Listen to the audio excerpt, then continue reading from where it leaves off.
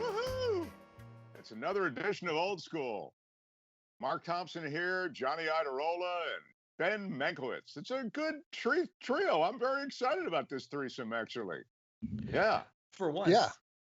Right. Finally, a good threesome. Yeah. Been the story of my life.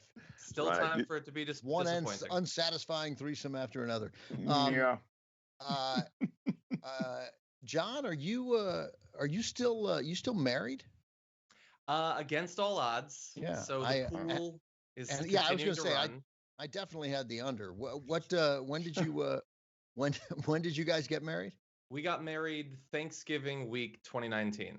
Yeah, so it was one of the more than a year and a half. That's right. Last wedding that I attended in any capacity. We got it in right before the pandemic. Yeah. Yeah, and by the way, if you're ever, looking for a situation that might road test a marriage, I think pandemic shut-in situation is a very strong thing to have gone through. Don't you agree, Ben? Oh yeah, totally. I mean, that is the ultimate marriage test. I mean, it's already a test because like you're marrying John, and it's like one nonsensical conversation after another. Prepare for one, by the way. I can launch into all sorts of nerdy anytime I want. I know. Did you go through the nerdy checklist as you guys were going out prior to your marriage? Like, I don't know what nerdy stuff it is. By the way, let me just stuff. Before you answer that question, I just want to point out that the first half of Old School there was no cursing. Well, you're pointing. Who did curse? Just for the record, though. John, of course. Yeah. Oddly, a guy who lives TYT day in and day out, and yet somehow he's the first one to get the penalty. There are consequences to not inviting me on the show every 2 years or so. But yeah. So what was the question? The nerdy checklist. Did you go through it? Yeah. Well, so our first date. Which, just to be clear, she asked me out, was to see the first Hobbit film. So that laid the groundwork, I think. But no, I don't. I think it's pretty clear on the show. I don't hide any of this stuff. I introduced her pretty fast to, board games and all sorts of stuff like that. It's best to get it out of the way. Were you the nerd ninja who was introducing it all to her, or did she have a couple of moves herself that she introduced to you? Well, look, she suggested The Hobbit. Like, she's probably more into Lord of the Rings than I am. Mm-hmm. There's been a bit of back and forth. She's more like indie film nerdy to some extent. Like, she definitely is like I had never gone to film festivals before or indie short festivals or anything like that. So I would say that would be her part of the bargain. First of all, the Hobbit movies are terrible. They're terrible. The first one's like okay. I don't. Well, wait a minute. The Hobbit movies. I didn't even see. I didn't see the Hobbit. I didn't see the second one because the first one was bad. Who's the guy who's in the first one? You're thinking of Timothy. No, it's just what is his name? Tim, right? Just Tim. Yeah, the dude from The Office. Yeah, he's the original British Office. Yeah, and he's on this Netflix show now. This sort of. He's like a rogue federal agent, and there's nothing. He's great. Like he's he's in something. Odds are it's better. Which means if he hadn't been in The Hobbit, it would have been even worse. He was the best. Martin Freeman. Martin Freeman. Tim Freeman. Right. Many people call him Tim. And I think his name might have been Tim in The Office. I think. I think that's right. Yeah, Tim to Jim. And I think the show you're thinking of is Startup. Which trivia? My wife was in several episodes of Startup. Oh, is that right? Not what's Arlene's last name? Her stage name is Santana. All right. Did she take your name? She's kept the same stage name, but she hyphenated, so it's Sarah Iderola. All right. Very good. Wow. No further questions then, prosecutor? That's all I have. I just I swear we're still there. This ring is like totally legit still. Speaking of the ring, now Lord of the Rings, that was much better than The Hobbit. The Lord of the Rings is not for me, and I enjoy making fun of it. Right. But I get that it's reasonable to like those movies, right? Did you get frustrated the year that like Return of the King won all the Oscars? Oh, it was stupid. was just stupid moment for the Academy, and stupid things happened. Well, yes, of course it did. Yeah. It was a big trilogy. I mean, the Academy, but they call it the Academy. It's this, it's 35 or 6,000, say 3,500 to 6,000 people sitting around with T-shirts and jeans on. And if you can get them to watch your movie, you're lucky. And they're all voting on this stuff. The Academy Awards are the biggest load. So are all the award shows. By having said that, they're super important because they drive business and they drive attention for film, which is really cool. But the idea somehow that, how could these movies, if you go back through history, it's just an embarrassment after embarrassment. And then once in a while, something, you might have a couple of years to punch through, which is like decent work. Yeah.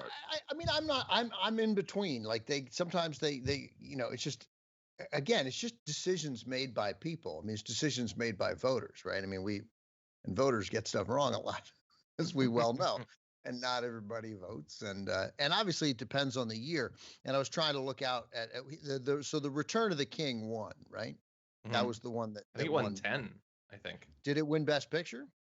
I think it might have. I thought it won. Another call coming in. Oh, Mike. Mankiewicz. I just really wanted to answer on the cool black phone. Literally, no one calls. Inconceivable. Dr. Lecter. Mm-hmm. Dr. Lecter. Huh? Okay, great. It's been a good. There's actually someone on that line. Yeah, there was somebody there. Madness. Can I say something that's probably going to end up frustrating Ben quite a bit? Especially because I have seen, by far, to the three of us, and probably any 30 additional people, the least classic Hollywood films. Like, I could probably tell you all of the classic movies that Ben would have literally any respect for that I've seen. But that said, I weirdly want the awards ceremonies to mean something. Like, my wife and I, the past 4 years or so, we try to watch as many of the movies that are going to be Best Pictures. We watch the Oscars, we do the pools and stuff. Like, I don't know, I kind of like the idea of Hollywood being kind of as big, as important as it used to be, and all of that. Yeah, I as I said, I'm not as cynical as Mark. I mean, I think it's important that there be a ceremony at the end of the year to honor movies. It's a big deal. It sets movies apart because, people don't pay as much attention to the Emmys. The Emmys can try as they want, but the Oscars it's the most important award show there is, right? Yeah. To Americans anyway. So it matters. And of course, sometimes and the whole point is you're going to disagree with it. It's just so I'm with you. I like it to matter. I like watching it, and I like award shows, and many of them, I believe, are due the exact degree of cynicism that Mark voiced. Like, I just don't quite think. I think the Oscars are still something special. But here are the other nominees for. And by the way, there's so. The thing of it is, obviously, and for those, I'll just say this one time, and I'll never repeat it. I make fun of John because it's funny to make fun of John, because he's a sport. It takes a while, but John is so smart and fun, and I like him so much. That's why we do it. Okay, there. That's it. That's the one time. Okay. We recorded that, right? You would like so many of these movies a lot. Right? Wait. First of all, you seem to be going into this assuming I will have picked Return of the King as Best Picture. Well, I like Lord of the Rings. That's not the nerd I am, though. Lord of the Rings is like in my top 10 IPs. But it's not, like, I could name IPs you've literally never heard of that I prefer to Lord of the Rings. So what are the movies?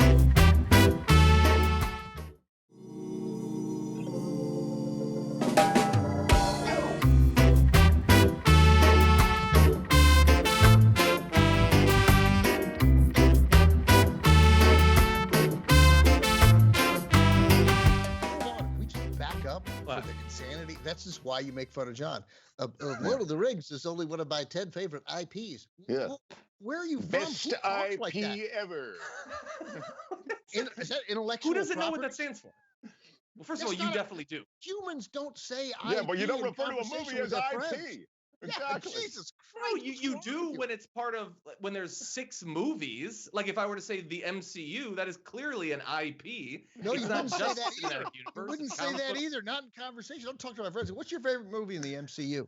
Nobody would. Okay, hold on a second. Human beings don't talk that way. I want a Twitch poll. I think it might be a generational thing. I have to fall back to that. That has to be. It might be, since you started the sentence with "I want a Twitch pool." Yeah. Might be generational. Some chance, yeah. What are the movies? The other movies the other IPs nominated. Some of them probably will be. for Best Picture in what is that? 2004 or 2003? So the award ceremony was 2004. So The Return of the King was 2003. Lost in Translation, Sofia Coppola's wonderful movie with Bill Murray. Master and Commander, which I didn't like at the time. I've seen since. Is an underrated movie. That's a very well. I concur. I think that's well put. Well struck. Yeah. Peter Weir film. It's a good movie. Mystic River, which I liked a lot. Clint Eastwood. It was a grown up movie. And Seabiscuit. I think Gary Ross directed it, but it's a Kathleen Akiva Goldman script. I think very depression story. I mean, it's kind of a I think it's Gary Ross script. I think. Okay, well, Akiva Goldman did the polish on it. I was going to say Gary Ross. Yeah, I just threw that in. I would say that is I'm not. Those movies are all worthy, right? They're all, but that's not a great year. But didn't Lost in Translation win it? Lost in Translation did not win it, you're saying? No. Return of the King won it. I think in hindsight, we can step away and say it's not a good year because of those movies, I would probably pick Lost in Translation. That's the only other one I've seen. I did like it, but I would probably. You should see Master and Commander. It's your kind of movie, John. But it's pretty good. You should see Master. I'm not really into boat movies. For some reason, like I like spaceships, but regular ships don't quite do it for me. See, that's a sentence, by the way. I'm not really into boat movies. I like spaceships. That's a sentence that people say to other. You mean boat IP? You're not into. Like whatever, like the thing, the little part of your programming that the sort of the human part of it, like that worked there, clicked in, and that was good. They just need to refine that part. Okay. But I think you would like, because that's what's the writer's name? What's the guy who's written all those books that Master and Patrick O'Brien, who's written I've never read anything by him. Yeah. I mean, I think it was Akiva Goldman wrote a lot of them. Into the polish. So let me see some of the Johnny Depp won Best Actor for Mystic River. Johnny Depp nominated for Pirates of the Caribbean. Ben Kingsley, House of Sand and Fog. That was a what would I say? Sean Penn for Mystic River, Johnny Depp for Pirates of the Caribbean. That was the first Pirates of the year? Must have been the first Pirates of the Caribbean. That was a good one. No, it says The Curse of the Black Pearl. I don't know that. Was that the first one? Yeah, that's the first one. No, okay. Jude Law for Cold Mountain and Bill Murray for Lost in Translation. Ben Kingsley's performance in House of Sand and Fog is, oh my God, it's so good. But that movie he's a downer. Tim Robbins won Best Supporting Actor for Mystic River. It's weird that it won Best Actor, Best Supporting Actor, not Best Picture. Alec Baldwin also nominated in The Cooler. It was very good in The Cooler. Yeah, but that was not a good movie. Oh, I liked there were two great. There were two great scenes in The Cooler. You didn't like it. Why? Well, I just didn't feel.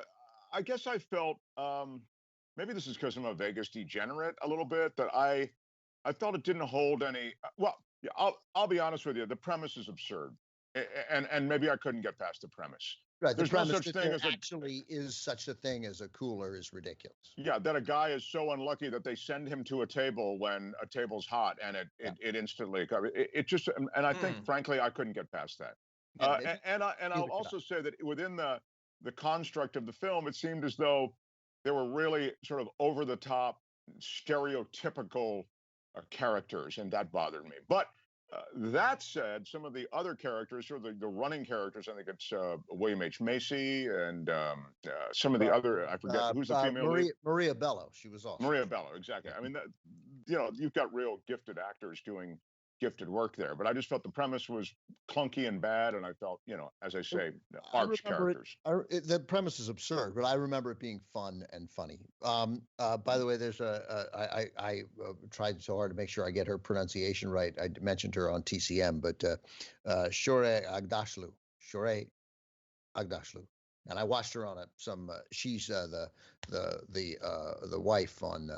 I think she was his wife, Ben Kingsley's wife in House of Sand and Fog. But anyway, they were amazing. She's an amazing actress. Charlize Theron won for Monster. That was good. Oh, that was brilliant. She's in a sci-fi show that I've watched. That is the only connection I have to this film.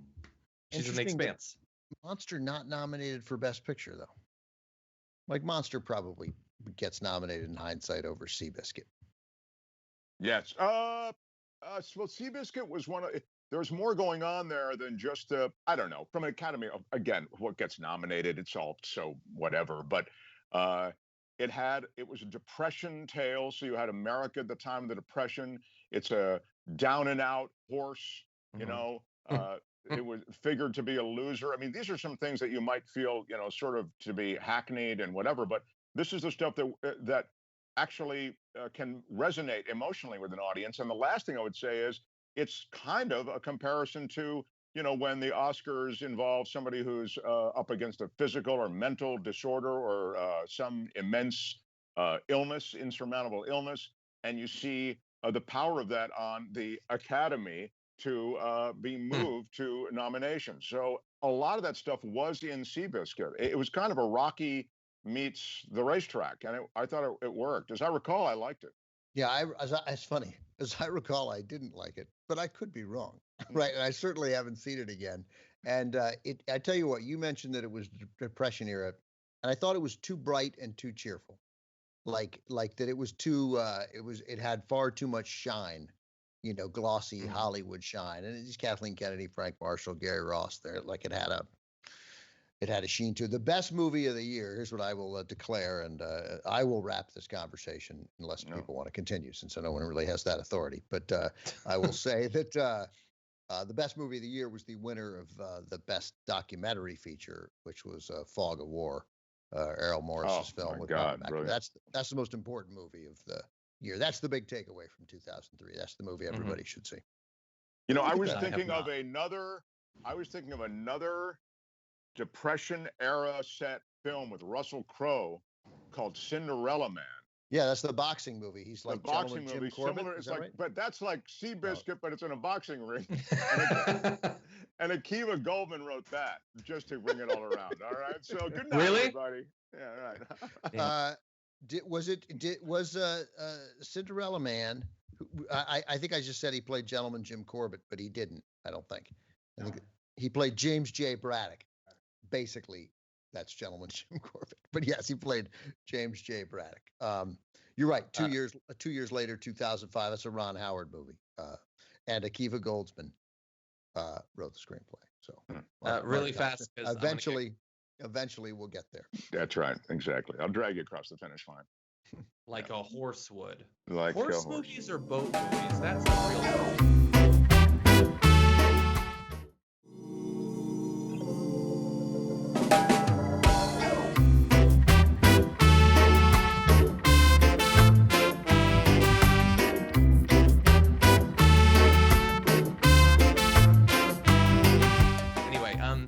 Yeah, they're going to get mad at me on Twitch if I don't mention this. But in the poll, it was 2 out of 3 said it was weird to talk about IPs. That's just wow. I don't trust popular opinion. It's not weird. I don't need a poll. It's unbelievable. It's not human. Like it's a flaw in the system. That's how we know you're a replicant, because you talk about IPs. Just because something isn't so doesn't mean it shouldn't be. At some point, it's going to be very exciting. I hope I'm on a show when John peels back the face. Yeah, that'd be great. To reveal his true alien identity. John, you're not swept away by the whole renewed interest in aliens coming here, and now the presence, and I say aliens, I mean some sort of unexplained extraterrestrial phenomenon potentially. Now it's in the zeitgeist. Does that excite you, or that's not really your jam? I don't think. No, I mean it would have been years ago. And I did sort of realize we covered it like 2 or 3 times over the last month on the Young Turks, like the impending report. We even talked about it on last Friday. But yeah, I was surprised to find out I was less interested. Just I think that it's a result of the job doing this for 9 years. I can't imagine anything that cool or awe-inspiring being true anymore. And I don't know. I instantly start to think about, like, if it was real, now I have a better idea of how society would react to it. I still like the idea.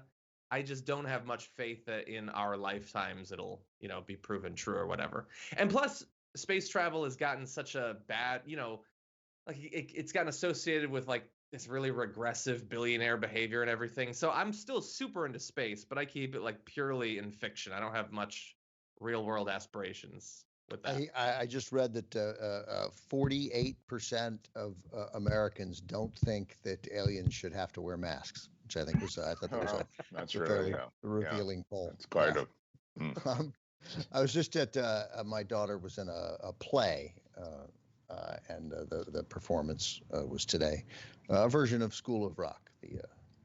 Really?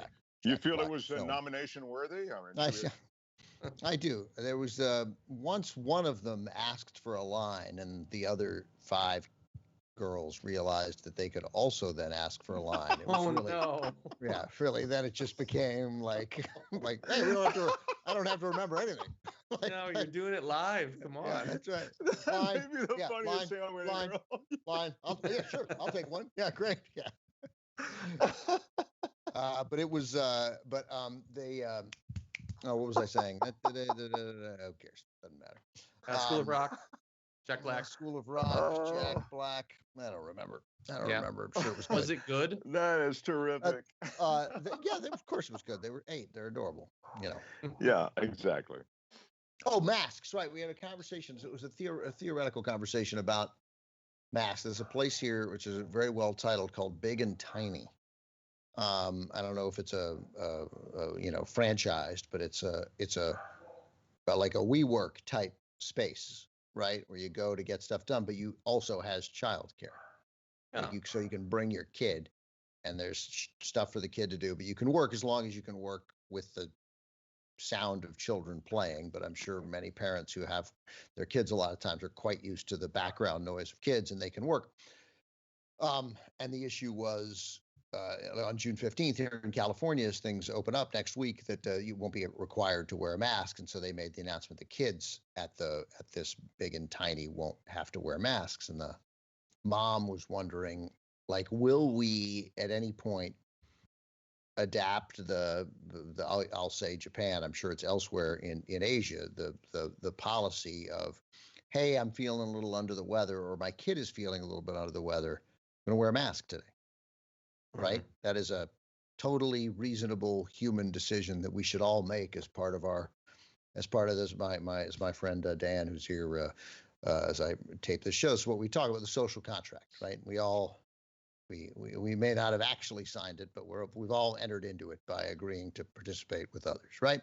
Mm-hmm. And in that social contract, we should, of course, but we're so ill-equipped as Americans to handle it, is my thought. So I'm curious, will we do that, right? Because we saw the deaths this year. I'm sure you saw, John and Mark also, deaths this last year from the flu. Mm-hmm. There were like less than 700 or something. I may have the numbers slightly low, staggeringly low. Obviously, partly that we weren't out mixing, but also that we were wearing masks. Turns out, you won't give other people the flu.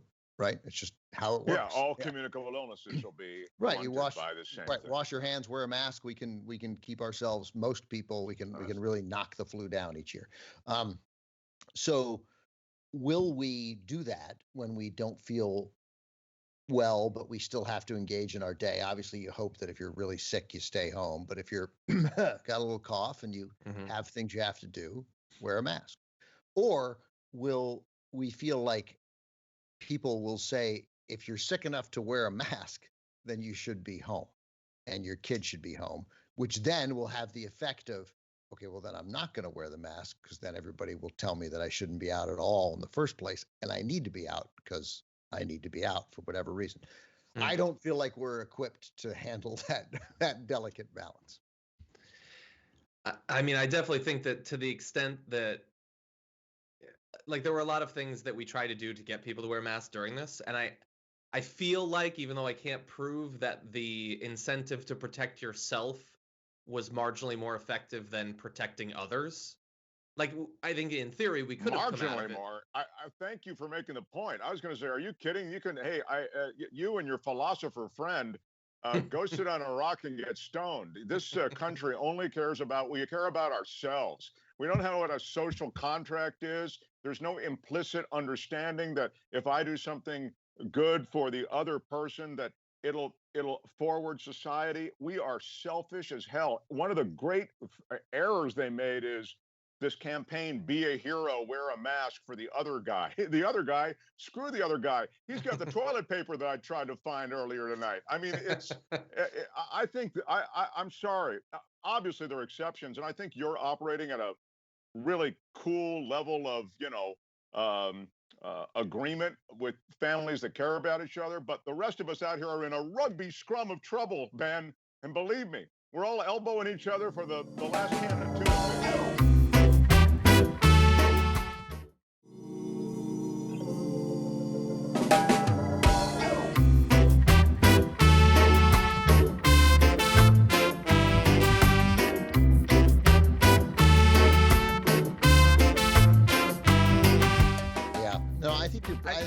I think you're probably right. It's too bad. I mean, that certainly gets more attention. But yeah, you see it in all these governors.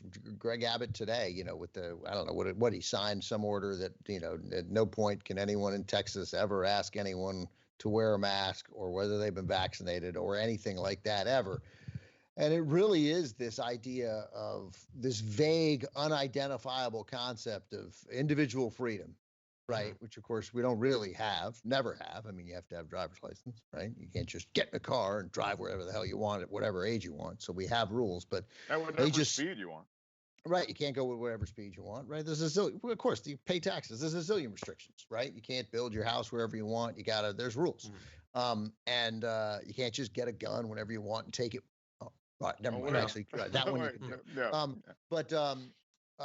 But there's no sense of collective good, and of course, as soon as you, God forbid, use the word collective, well, then you might as well be one of the Hollywood 10. I mean, you're a communist, and you'll never work in this town again. And the idea of the collective good just seems obvious. Like, I'm not feeling well, but I got to run some errands.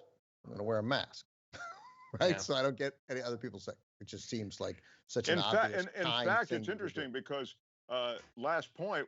In that mask scenario to which you refer, you'd think almost, I'm so used to seeing this, that somebody wears a mask because they're afraid of being infected. I just presume that it's out of their own caution and their desire to avoid being infected, as opposed to, I'm feeling like I've got the sniffles, maybe I got something, maybe it's just allergies, so I'm going to put a mask on. I don't view it as something that they're doing for me necessarily. And again, that's because I have the bias that I don't think anybody's doing anything for each other in general, so.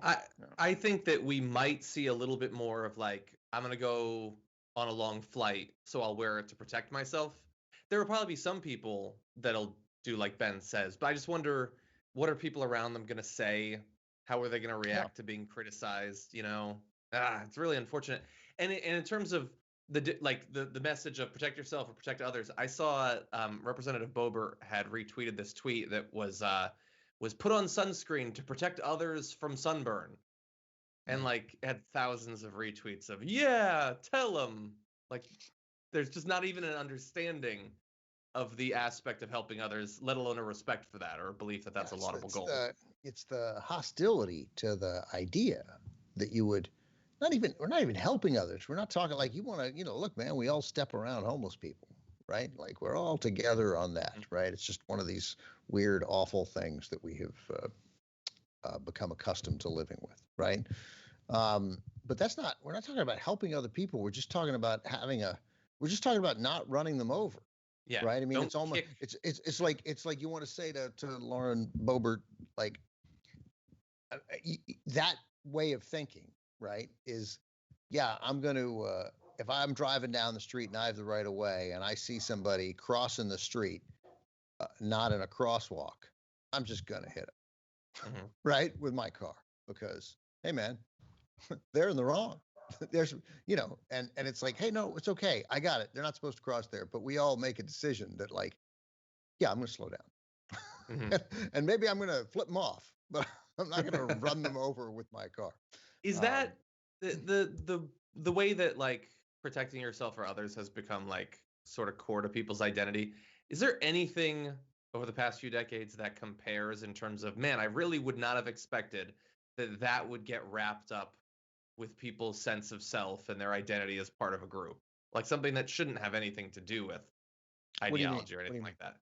Well, like the idea that to put on a mask, to want others to, that's something that them libs do. I'm not going to do it because I want freedom. I never would have expected that protecting yourself would become tied to someone's political identity. It seems so separate, but it is very closely tied. It might be one of the things most directly connected to ideology in the last year. Have you ever seen anything like that? Something that you never would have thought would become? Mark, I don't know. I don't think so. But I mean, there's so many things in this last year that the last year in particular, but really, you got to say the last 5 years, that have so staggered me that I didn't think. I thought I had some sense of, growing up talking about politics, paying attention to stuff like this, some idea of how things worked. But nope, don't. So well, Mark? I mean, the problem is that I think. You look at somebody like Ben, who did grow up probably, steeped in politics in ways that, most of us did not, but also is having big brain conversations and also like just across the fence conversations about both political ideology and politics, and the way it actually plays out in everyday life. But what you can lose sight of, I think, in any of these conversations is this part of America that's brewing in places that we don't live and that we don't perhaps have enough interaction with or sufficient interaction anyway to understand what's going on there. And man, I mean, Ben is right when he talks about the fact that, in the last 5 years, we've just seen the cork popped on this cauldron of I don't know what. I mean, it's anger, it's disenfranchisement, it's the lefties and the politics of the left and the values of the left, not reflecting my own values. The godless heathens of the city ruling over the rural community, and so all of that's wrapped into whatever they can wrap it into. And so along comes the pandemic, and I'm just thinking out loud as I hear this, I think, really interesting notion that you've introduced, John, which is along comes the pandemic, and now we're all asked to do certain things and sort of analyze the situation for ourselves. And so a lot of those things to which I refer come center stage and then front and center. And I don't think I can recall anything like this mask thing being what it's become, which is this lightning rod for hate.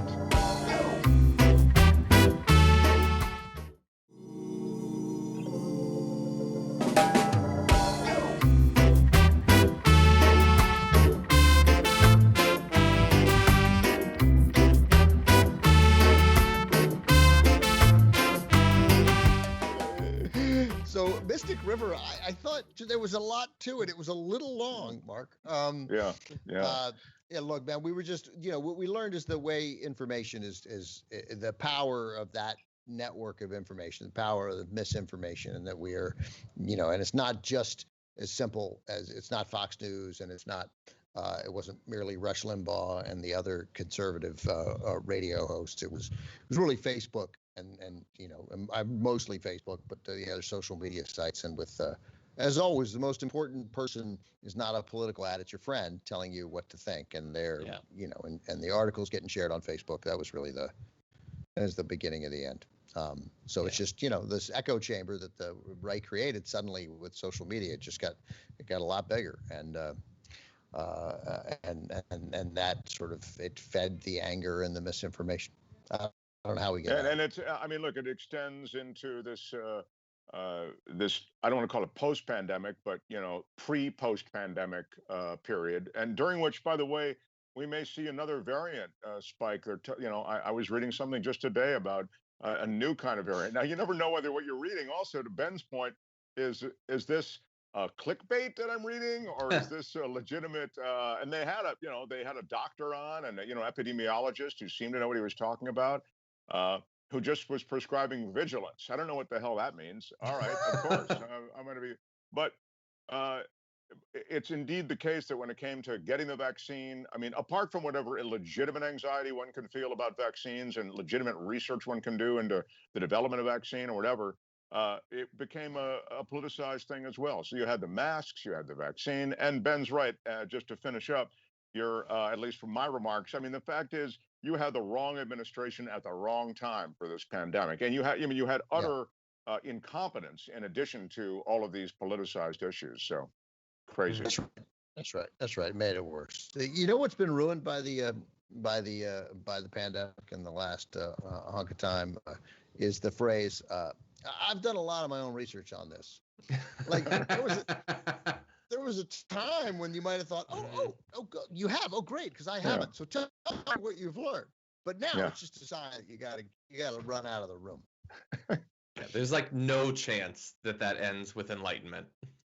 No, that's right. There's really what's scary is, we have this view that, these people are just kind of these listless, rudderless vessels that are, headed in the wrong direction. If they could just find the starkly clear truth, they would follow it. But when you actually talk to these people, we've all talked to many of these people on any issue from masks to whatever, to legitimacy of the election, they come at you with these, and what they're doing is regurgitating stuff that they've seen or heard in any of these different forums, Fox News Channel or whatever, or maybe it's Facebook or social media.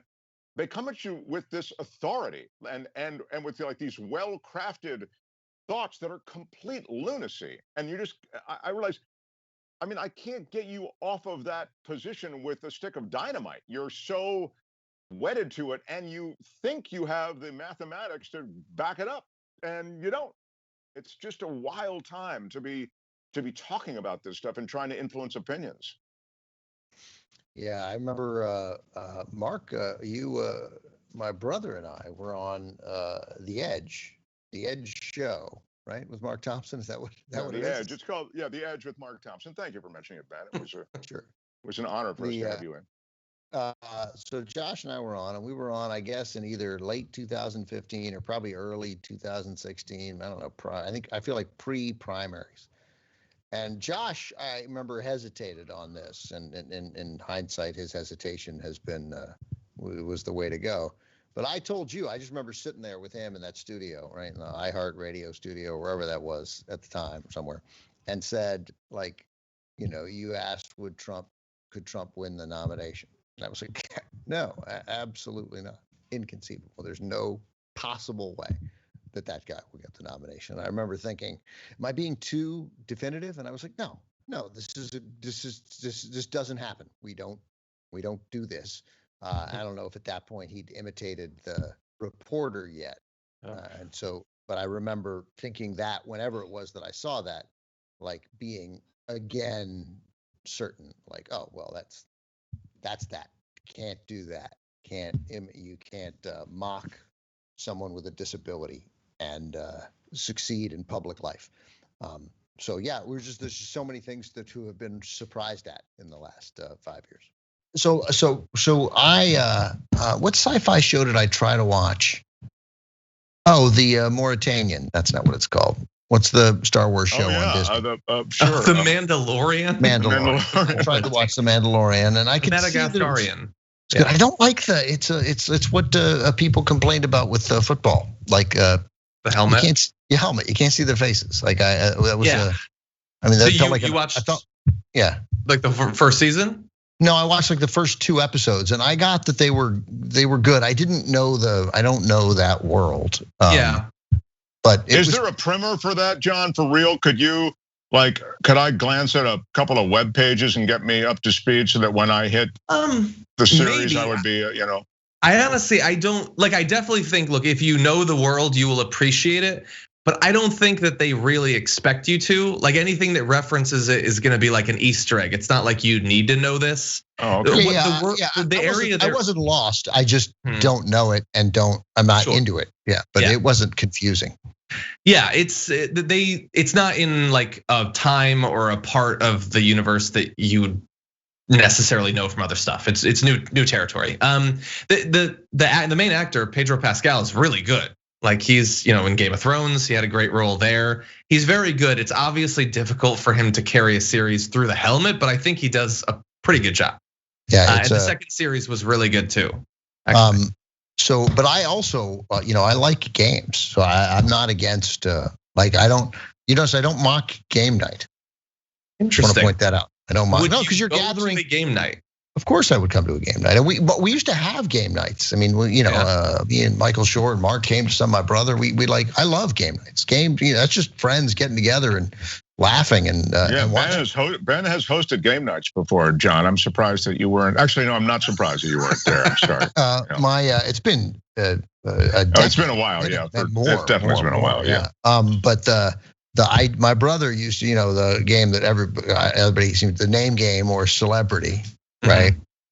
So where everybody sort of throws 10 names into a bowl and they have to pick the name out and explain it to your team, get them to guess it. My brother is both the best and the worst player at that because he gets so frustrated when his teammates don't know what he thinks should be known. Yeah. And frequently it'll be a name that he put in there and it's like former Arizona Senator Dennis DeConcini, right? and it'll be a couple of 27-year-olds who are pretty smart, right? And may even like politics. But what do you know? They don't really know the Keating 5 scandal or Arizona's electoral history. He was head of the Senate Foreign Relations Committee for 2 years. Keating 5. His name, the same letter for the letter. Never mind. And then there's 41 seconds left. He's like, never mind, right? He just checks out. No, he's like, and they're like, no. And then they're apologizing. I'm so sorry that we don't, and I'm like, Josh, say blank the menace, and then they'll get Dennis, and then they'll know the first name. Like you work your way another, nope, done. Whatever. Oh. He'll be like, they'll never get it, can't get it, can't be done. And then you're like, we have 28 seconds left. And everybody sort of sits quietly while Josh pouts. It's great. That's funny. And but he knows more about each person. But that said, he's always the smartest person. He's brilliant. Yeah, that's right. It's his brilliance. It works against him. The brilliance works against him. That's exactly right. Yeah. I guess we're out of time. Yeah, that's right. But, tyt.com/join. Anything else? TYT. ShopTYT.com. If you want to. Every morning at what, John? 10 o'clock Eastern. 10 Pacific, 1 Eastern, and now starting today, now 90 minutes. We lead directly from 10 Pacific into 11:30, and then right as we're finishing, Dr. Rashad Ritchie's new show Indisputable comes on for another hour. Good information. All right. Stuff. All right. Thanks, John. This was fun. Awesome. Nice to see you. That was fun. We almost certainly won't do it again, but it was good. It's good. John, we should make some plans now that we can hang out. We can do. What are we watching? Paths of Glory. I've got Paths of Glory. Yeah, we gotta watch Paths of Glory, and we gotta hang out with Arlene before she leaves him.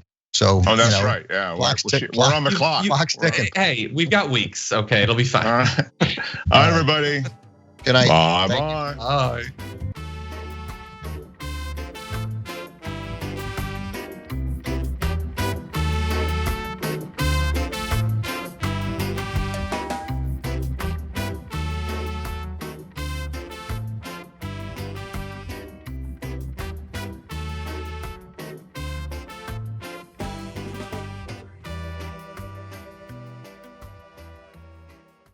All right, thanks for watching this free clip of Old School. Don't forget to become a TYT member today for the rest of the show and for more exclusive content throughout the network.